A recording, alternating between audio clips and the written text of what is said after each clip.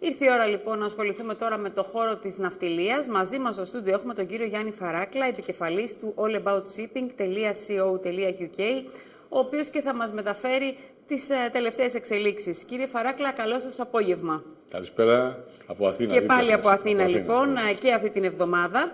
Και να ξεκινήσουμε με όλα όσα συμβαίνουν με το δίκτυο BDI, ο οποίος είδαμε ότι την προηγούμενη εβδομάδα που είχαμε ξανασυζητήσει, επιχείρησε και πάλι να κινηθεί λίγο πάνω από τις 1.000 μονάδες, ωστόσο βλέπουμε ότι η πορεία του είναι πλέον πτωτική, δεν τα κατάφερε.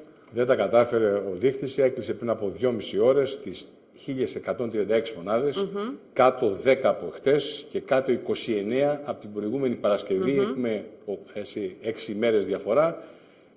Φαίνεται διαφορά, διότι τα capers, τα πλοία, τα cape size, τα βαπόρια, τα οποία είχαν οδηγήσει την ανωδική εισαγωγικά μαρκέτα αυτή, πέσανε σήμερα απλά 28 μονάδες στις 2.158 πόντους, που δείχνει τι γίνεται. Οι υπόλοιποι δείκτες, όπως το Baltic Panamax Index, το Supramax, το Handymax και αυτά, είχαν ένα συν πλην 1 έως 3.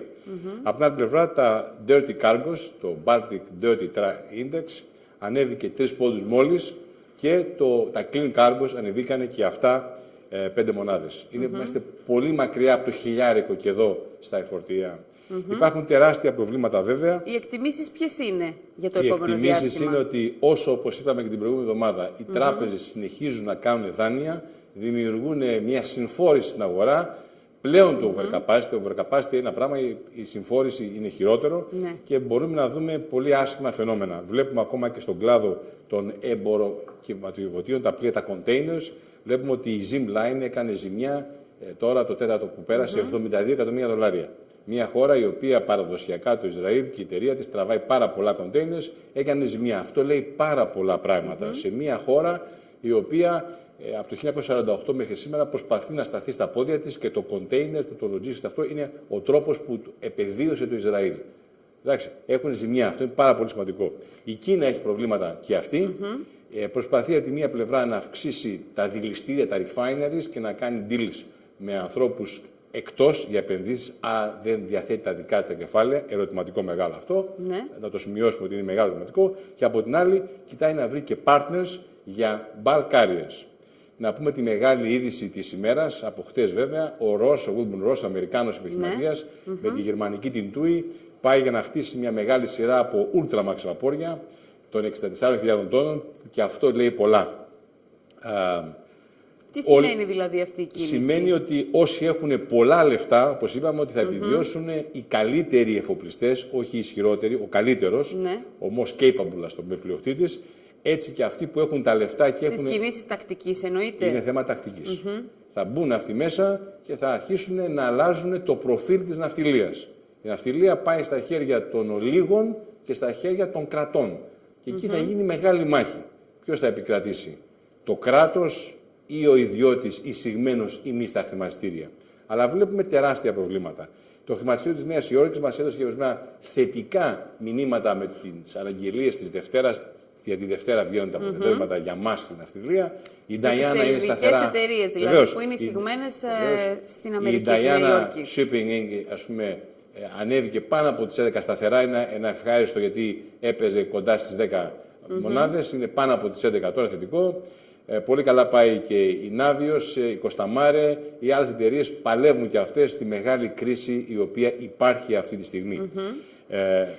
Κύριε Φαράκλα, να ρωτήσω κάτι πριν πάμε σε κάποιο άλλο θέμα.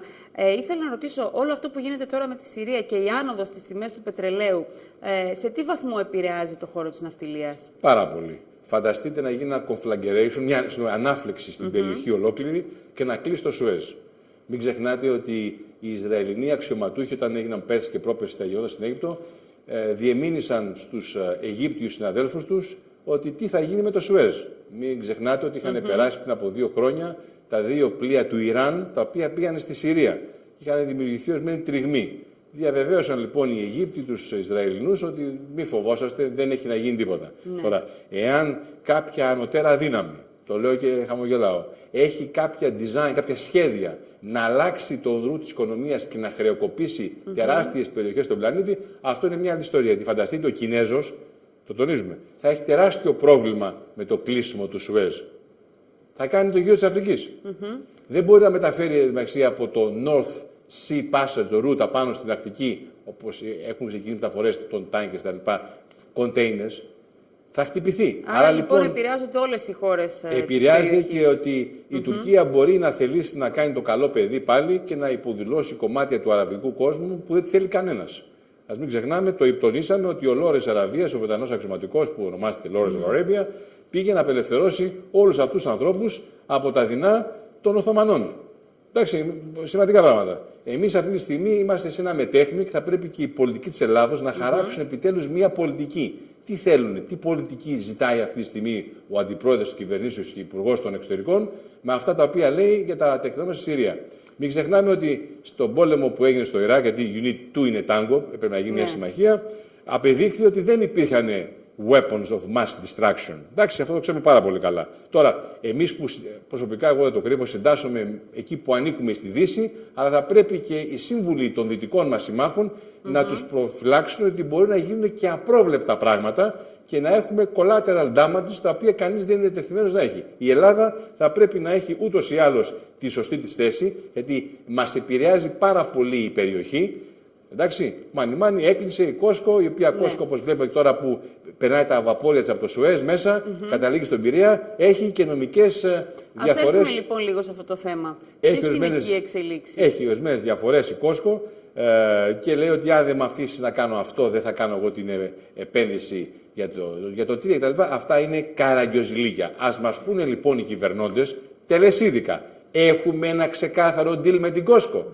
Δεν μπορεί να έχουμε υπαναχωρήσεις μπρος-πίσω με νομικά θέματα. Γιατί όταν ακούμε όλοι επίσημα ότι έχουμε νομικά θέματα, αυτά είναι σοβαρά πράγματα. Ας σοβαρευτούν λοιπόν οι ηθήνοντες να μας πούνε τι γίνεται. Θετικό, βέβαια, από την άλλη πλευρά, μιας που μιλάμε για το λιμάνι του Πειραιά, είναι η χρηματοδότηση πάντα από την Ευρώπη κατά 95% του South Terminal για τα κουρασγερόπλια, τα οποία και εκεί πρέπει όχι να πάρουμε τα λεφτά, να έχουμε τις υποδομές και την εργονομία εκείνη της άμεσης εξυπηρέτησης των τουριστών.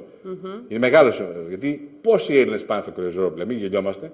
Για αυτούς λοιπόν τους ξένους που έρχονται και αφήνουν το συνάλλαγμά τους, πρέπει να έχουμε μια σωστή πολιτική σε αυτό το θέμα. Και όπως και μια είναι γενικότερη. γνωστό ότι γίνονται μεγάλες προσπάθειες για το χώρο της κουρασγέρας, αλλά και πάλι χρειάζονται πολλά που πρέπει να γίνουν. Αυτό το θέμα είναι θέμα κεφαλής. Στα βαπόρια μας απάνω πρέπει να έχεις καλό καπετάνιο. Για όλα αυτή η καπετάνιος. Αυτή τη στιγμή όλοι ορθώς, σαν μαθητές του Αριστοτέλη, με την την επικοδομητική κριτική, πρεσβεύουμε.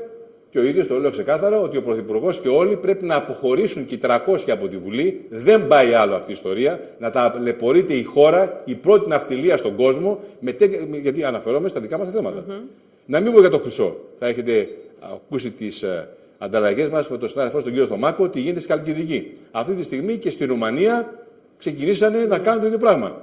Και εκεί η αντίδραση το ελάχιστη. Εμείς ούτε χρυσό να βγάλουμε, ούτε πετρέλαιο να βγάλουμε, να μην κάνουμε τίποτα. Να κλείσουμε όλες μας τις βιομηχανίες και μόνο η ναυτιλιακή βιομηχανία και οι συναφείς της, δηλαδή ο ναυτιλιακός τουρισμός, να προσεχθεί, να μην έχουμε πάλι παρατράγουδα Σαντορίνης.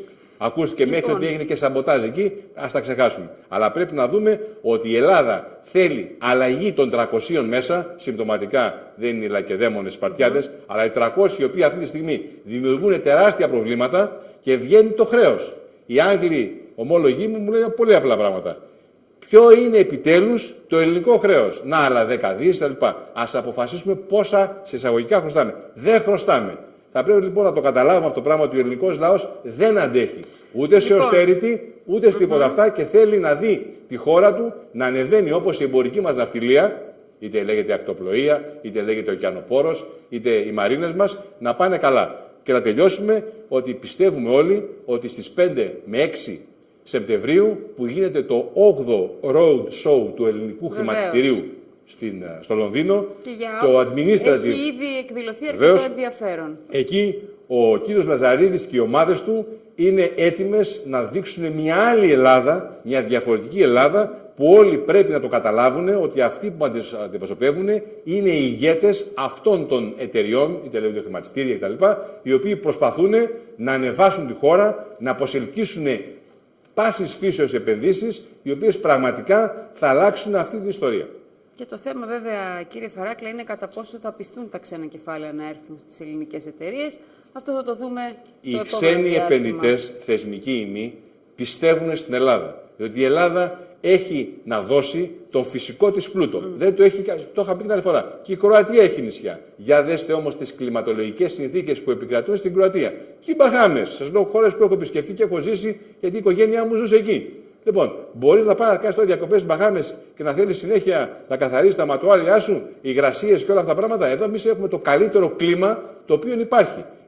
Γι' αυτό η διαφήμιση που είχε βγει κάποτε ότι η Ελλάδα είναι ευλογημένη από τους θεούς, είναι blessed by the gods.